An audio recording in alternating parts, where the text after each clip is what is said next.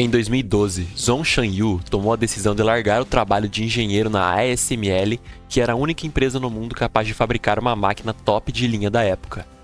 Essa máquina é responsável por criar os chips semicondutores mais avançados, também conhecidos como microchips. Após se desligar da ASML, Yu partiu para criar duas novas empresas, uma nos Estados Unidos e outra na China. No entanto, logo surgiram embates legais. Esse incidente, embora de escala reduzida, faz parte do amplo esforço da China para revolucionar uma das indústrias mais globais e cruciais do mundo, os semicondutores. De maneira interessante, esse esforço desencadeou uma crescente disputa com os Estados Unidos, que não se trata apenas de fatias de mercado ou tarifas, mas está centrada na questão de segurança. Então, como é que a China e os Estados Unidos entraram numa espécie de guerra fria pelos chips de computador?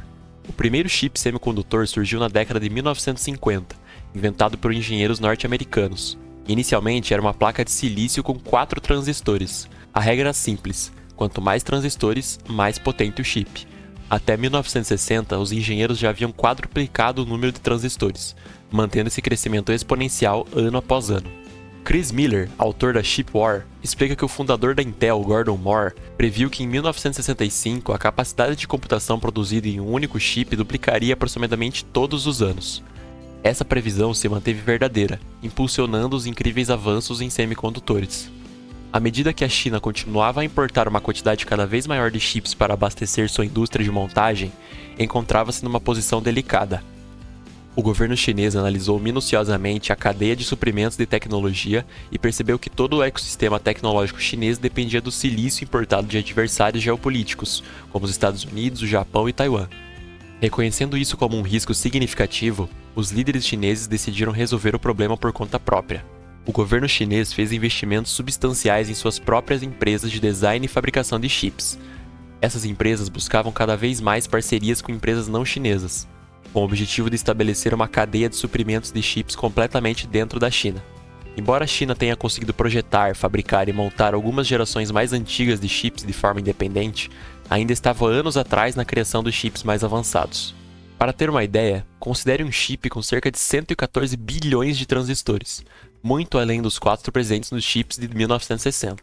No entanto, a produção desses chips avançados envolvia uma cadeia de suprimentos global complexa.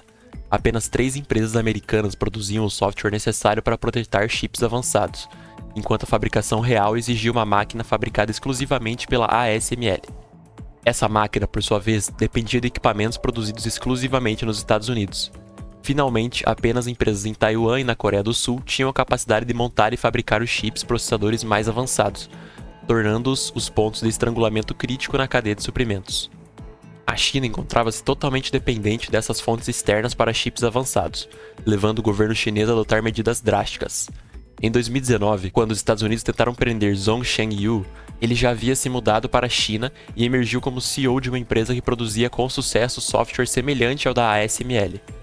Com o apoio do governo chinês, sua empresa floresceu, tornando-se apenas um exemplo de roubo de propriedade intelectual na indústria de chips. Essa abordagem, no entanto, teve consequências adversas para a China. Em vez de reduzir a dependência de cadeia de suprimentos estrangeira, as tentativas da China de imitar e copiar players-chave como a ASML provocaram reações negativas.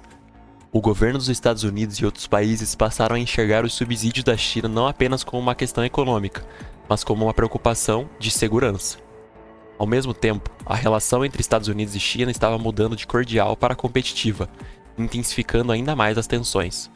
As repercussões das ações da China não se limitaram apenas a consequências econômicas, mas tiveram implicações mais amplas para a segurança e a cooperação internacionais. Em 2018, a gestão Trump tomou a medida crucial de proibir empresas americanas vendessem componentes para a ZTE, uma importante empresa tecnológica chinesa. No ano seguinte, em 2019, a administração intensificou suas ações ao ampliar a proibição para incluir empresas americanas que faziam negócios com a Huawei, a maior empresa de tecnologia da China. Essas medidas rigorosas tiveram consequências graves, quase levando a ZTE à falência e causando um impacto significativo na Huawei.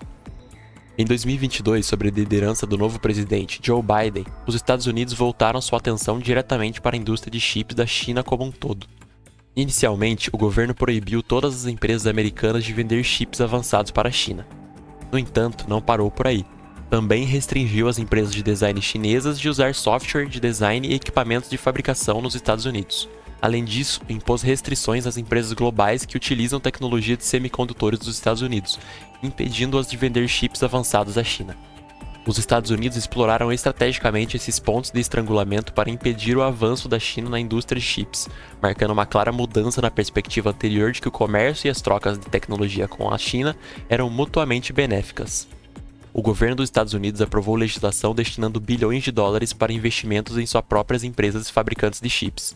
Um passo fundamental foi a conclusão de um acordo com o principal fabricante de Taiwan, a TSMC, para estabelecer fábricas nos Estados Unidos. Essas iniciativas foram concebidas para garantir que os Estados Unidos mantivessem sua liderança na corrida global de chips. Tanto a China quanto os Estados Unidos reconheceram a importância política dos semicondutores, levando o governo dos Estados Unidos a priorizar a defesa de sua liderança tecnológica. No entanto, essa competição intensa teve implicações mais amplas e colocou uma pressão extraordinária sobre outro conflito de longa data entre as duas nações. Desde 1949, a China considera Taiwan uma província separatista e tem prometido consistentemente reunir-se com ela, chegando até mesmo a ameaçar uma invasão. Simultaneamente, os Estados Unidos comprometeram-se a proteger Taiwan, adicionando uma camada de complexidade. Taiwan detém um ponto de estrangulamento crítico na cadeia de fornecimento de chips. As empresas taiwanesas são responsáveis pela fabricação de 63% de todos os chips e aproximadamente 92% de todos os chips avançados. As restrições de exportação dos Estados Unidos colocaram as empresas taiwanesas em uma situação delicada. Ou desafiam os Estados Unidos e continuam a vender para a China, ou cumprem e cortam o fornecimento de alguns chips para a China. Até o momento, eles indicaram a intenção de isolar a China. Conforme o conflito entre China e Estados Unidos cresce em torno dos chips, mais países e empresas ao redor do mundo enfrentarão escolhas semelhantes, assemelhando-se cada vez mais a um cenário de Guerra Fria. Se você gostou do vídeo, deixe seu like, considere se inscrever no canal e ativar o sininho das notificações.